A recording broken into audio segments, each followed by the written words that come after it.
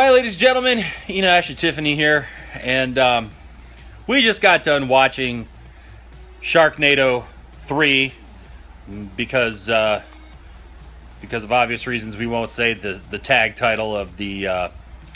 It's because we have children in the room. Yes. So here's the thing. I figured, while we were watching, I thought to myself, we should do a review of Sharknado 3 because we've watched now all three. And it's meant to be over the top, and it's meant to be stupid and silly. So this movie, and I will say, first of all, if you have not seen Sharknado 3, please know that there will be some spoilers in our review. So this is a spoiler review. We won't go into every detail of the movie, but there will be some key spoilers and some things that we will be talking about here, okay? So first of all, the movie opens, and they're in Washington, D.C. And the events of the first two movies, there was a Sharknado that hit L.A. and New York was the second one. Finn, the main character, Finn, stopped. He stopped the Sharknado in L.A.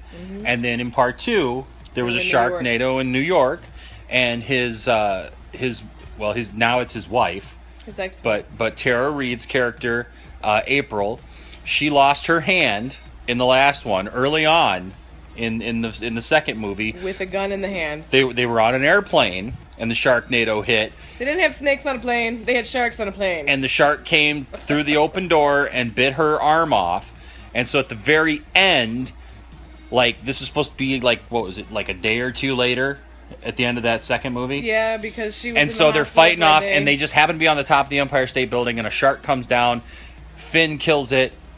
It opens up its mouth. Tiffany called it, watching that movie. Yep. That was the shark that bit her hand off, her arm off, 2 days prior. But he had to take the gun out of her dead hand to shoot the shark, and then take the ring off of that hand and throw her hand on the ground. See, because that was the thing, because he was going to propose. And so, yes, folks, these are crazy movies. So he proposed with the ring that was in the shark that was on her hand. And now, in part 3, she has a robotic Luke Skywalker hand that she covers with a glove. That she covers with a glove, because that's the cool thing you do. And it has a built-in chainsaw. So we pick up this one where Finn is running. He's trying to get to the White House because he's receiving an award. The golden president, of course, to be in the Golden Chainsaw Club. And most times if you get an award that looks like an item, it's not that actual item. It's just a gold version of that. But no, this is Sharknado. Not in Sharknado. It is an actual gold working chainsaw. Because that's how they do it. Because it sets up the fact that a Sharknado hits Washington, D.C., and he needs the gold working chainsaw to fend it off. And of course, Mark Cuban from Shark Tank is President Cuban. He plays the president in this one, and there's some pretty cool callbacks to the second Sharknado. But so the Sharknado hits right in the middle of receiving this wonderful award, and he pulls up the golden chainsaw and starts fighting off the sharks, and the sharks attack the White House and all of Washington, D.C. Takes out the Washington Monument. At one point, the Lincoln Memorial. Shark was in Lincoln's lap. Sitting there. These movies, ladies and gentlemen, are just... Yet he continues to watch them. And I feel that, like, I literally felt, as I was watching the film, that your brain hurts. That my brain was hurting from just the sheer stupidity. Yet I could not look away. None of us could. And so, anyways, they end up figuring out that this Sharknado is not just a Sharknado. No, it's a bigger storm. It's going down the coast because Finn's family is down in Orlando, Florida, right? Was it Orlando? Yeah, they were in Universal Studios. Yeah, they were Universal Studios, and so Finn's family's down there, and he's trying to get to him. And along the way, they encounter the girl who was in the first one. I can't remember her name right now. Nova, yes. Encounter her, and she is friends with Frankie Muniz, who's in there, and I can't remember his name, but they're in this big battle Winnebago. You can't make this stuff up, man. I want to know. Or the fact that he also looked like Vader near the end. Yes, I want to know who are these people who are sitting around Hollywood going, let's just throw anything we want. Plus these movies, if you have not seen Sharknado, there are so many cameos. Oh, that's the whole thing, is that people want to just spend 2 minutes in there. I mean, we can't even count the cameos. The Hulk was in there. Lou Ferrigno was in there, and it's meant to be corny because Lou Ferrigno's running by and this guy's like, "Don't make me angry," and I mean everything is a cameo and a callback to something. Bo Derek is in this movie. They use the name Bruce in this movie, which is a callback to the name of the shark in Jaws. One guy is named Officer or something Benchley. Peter Benchley wrote the original Jaws. They're so book. smart, they're stupid. Yeah, and so anyways, they're on their way down there. Well, they stop at an Air Force base. And this is where it gets really good, ladies and gentlemen, really good, because this is where your mind was. They've evacuated all the aircraft off the air base, and they're trying to get in an airplane to get down to Florida, and so Ian Ziering, Finn, and Nova are told, oh well, there's one aircraft out back, and that we call Old Betsy. Right, that you can take, because that's what I want to fly in the middle of a Sharknado. And of course, both of them know how to fly. Since the first two. Yes, this sophisticated fighter jet aircraft, and so they tell them, okay, go ahead and take that. So they're prepping the ship and stuff, getting ready to take off, and all of a sudden the Sharknado is coming through. And ladies and gentlemen, I have never flown an aircraft like that. I've been in airplanes, and I know that if a tornado is that close to you, you probably don't want to be taken off in an air jet like that, let alone a Sharknado. And then the one shark, well, they're not just one shark. There's multiple sharks that take out Frankie Muniz. Yes, Frank. My brain cells are just. They're throbbing right now. So Frankie Muniz gets his leg eaten, and then his arm eaten, and then his other leg eaten, and then he's trying to hit this button that's a bomb, and he goes and he's like hovering just above it, and just as he goes to touch it, a shark comes out of nowhere and eats that arm. So he has to go up and of course his face. Hit it with his nose and blows up everything. And so it just gets. Just when you think that this movie can't be any crazier, it does. It gets that much crazier. I mean, because then they're down in Florida, and a shark just falls from the sky. They never explain where that shark came from. They were kind of going down this path where you thought that like they were going to explain that these sharks were just up in the sky because they're like, there's ice in the sharks' bellies and they've been eating birds. So like it made it sound like there was a magical shark kingdom up in the sky somewhere, and you kept waiting for the Shark King to come down and say, yes, we've been living up here. But that never happened. They never quite explained that. But this shark just falls from the sky, goes down a water slide, because that's what we'd like to do. Goes down a water slide, ends up in the swimming pool. You know, all of our childhood irrational fears. In the swimming pool, and proceeds to eat a guy. And of course, Tara Reid comes out, who's pregnant. Tara Reid is pregnant. April, the character, is pregnant in this movie. How she survived the whole movie without just having the baby is beyond me. But so she had a handmade chainsaw in her mechanical hand, though, yes, just in case.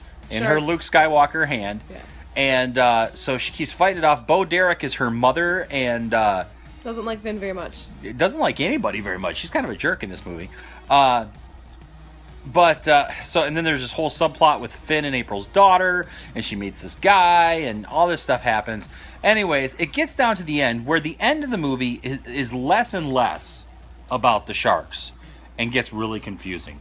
Like the fact that Hasselhoff is an astronaut. David Hasselhoff is in the movie. Him and Penn and Teller, which we love Penn and Teller, but him and Penn and Teller are sitting in this diner, and they're astronauts. And Penn and Teller and astronauts. Penn and Teller are astronauts as well. Really? Yeah, they were all well. Teller still doesn't Penn was talk, talking. though, by Teller the way. doesn't talk, but yeah, they were talking because he was talking about Buzz Aldrin and all that I stuff. guess And so Hasselhoff plays a character who's an astronaut, but he's never been like in space. He's worked on, he's worked on several projects and stuff like that. And so they figure out this thing. Okay, first of all, ladies and gentlemen, the Sharknado then is not just a Sharknado. No, it's like 3 Sharknadoes come together and they form a Sharkicane. wall. Yes, they did use the word Sharkicane in this movie. They form a wall of Sharknado-ness. I don't know what. It's a shark wall. It's a shark wall is what they say. I've never heard of that. I don't know what that is, but they say that what they have to do is they have to basically send up a fireball. They're gonna somehow A flame hotter than the surface of the sun. Well, I 'cause was that's just what going to get to that. happens I in was just Earth. going to get that. Well, because they say that they're going to take the space shuttle and fire the you know what are the gas tank rockets out into the clouds and blow them up, and that this heat that is hotter than the surface of the sun. Really? Hotter than the surface of the sun. Let that sink in. Hotter than the surface of the sun is what you need, apparently, to destroy a Sharknado wall. Okay? So, yeah. So, yeah. So, anyways, so we get to this whole thing, and Finn and his dad, David Hasselhoff, are going to go up in this thing. Well, April finds out at the last minute. And she's not too happy. She's not too happy, so she runs up there and she's going to stop Finn from going up in this thing. She ends up almost falling off of the tower and doesn't have the baby. Her Luke Skywalker hand saved her. Yes, and it almost crushes that thing. And she ends up inside of the space shuttle. Right as they're about to take off. Because that's what we like to do when we're pregnant and about to give birth. And amazingly, she is in a pressurized spacesuit that just happens to fit her and her pregnant self. Yes. Okay, so they just happen to have another one laying around, even though the other guys all got dressed in a locker room outside of the shuttle. But apparently there was one in the shuttle, so they can't take off because 5 Sharknadoes surround the space shuttle, and they're like, "We can't take off." Really? Duh, you don't take off with 5 tornadoes, let alone Sharknadoes.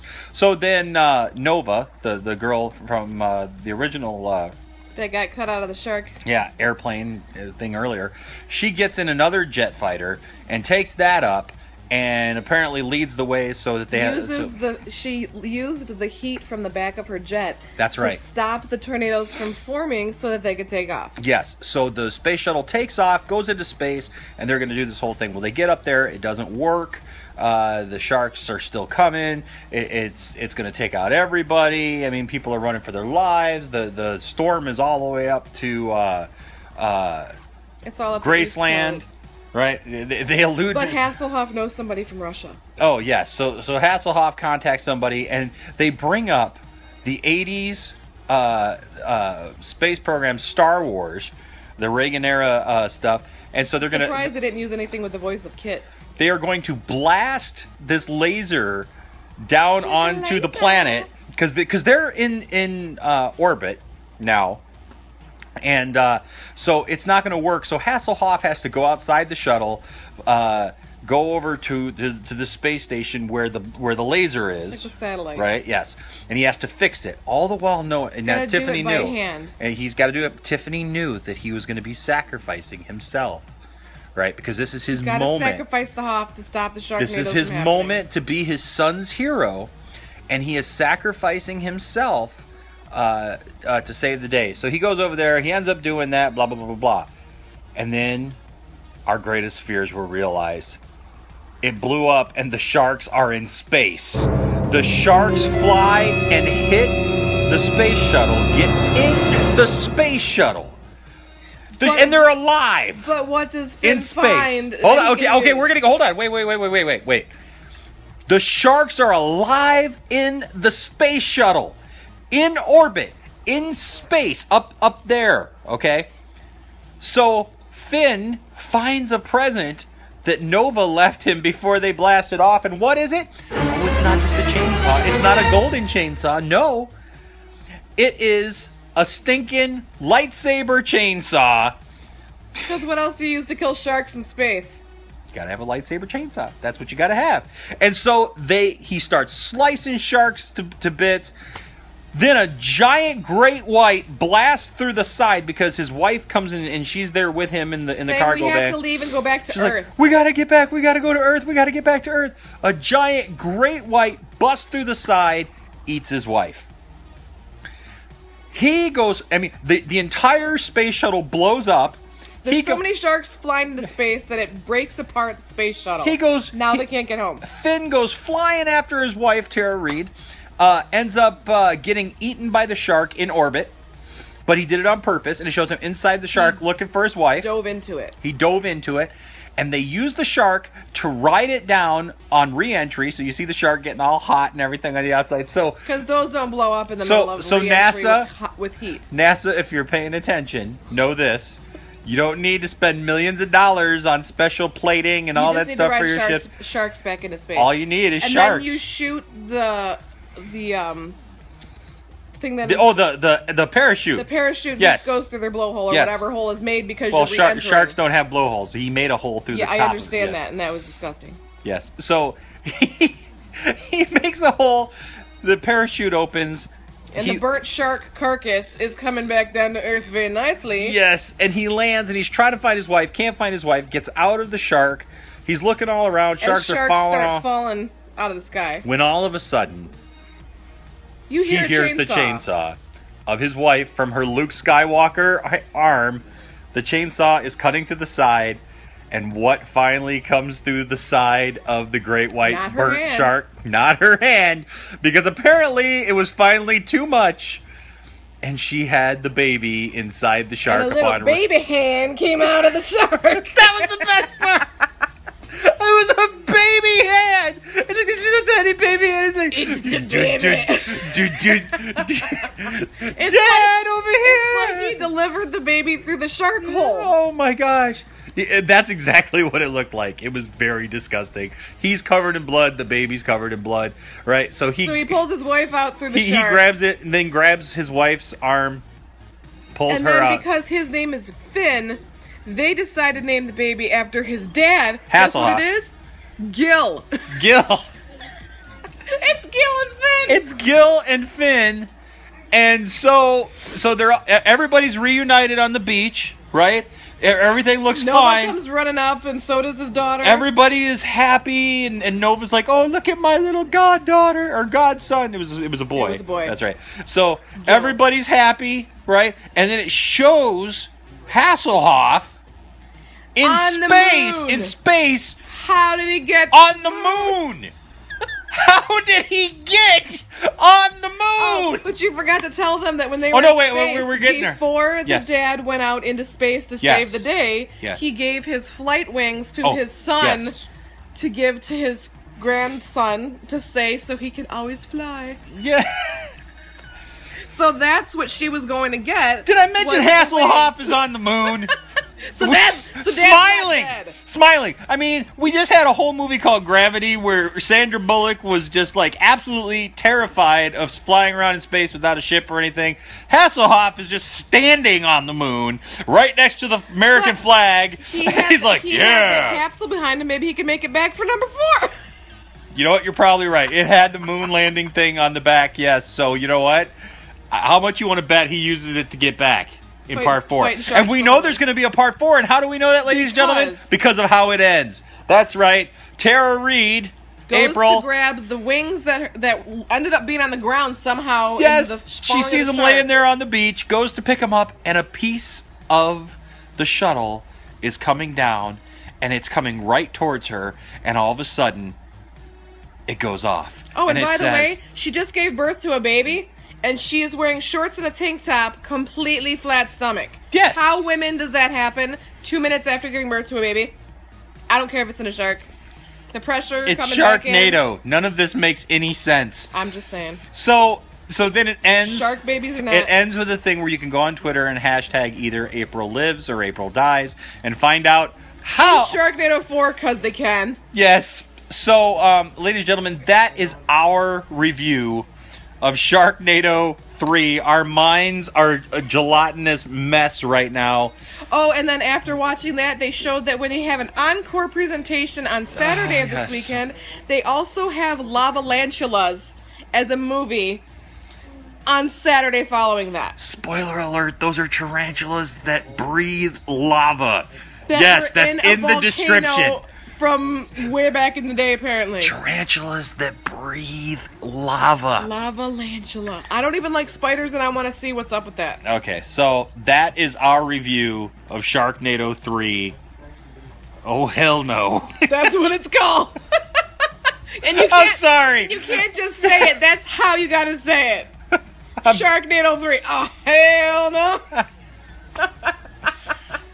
Oh man, it is like 11:30, and I am just my brain hurts. I can't brain anymore. I can't brain anymore either. So hey, if you haven't seen it, I guess now you don't have to watch it because we just gave you a 20-minute spoiler of what the whole thing's about. There you go. If you have seen it, why don't you comment below and let us know what you thought of Sharknado 3. If you haven't seen it and you watch it, let us know what you think. Make sure to hit subscribe and like this. Follow more.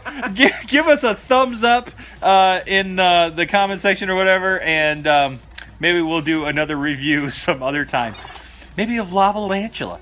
Or we also have RoboShark. We got RoboShark coming up too. Just because Sci-fi. they happen to be out right now. All right. You know it's bad when we're watching Shark Week and we watch Sharknado 3 and you're like, oh look, a Mako. They're the fastest sharks around. Apparently in space as well. Yes. So if you stuck around for this whole video, good for you. We applaud you. Yeah. All right. We'll see you next time. Bye.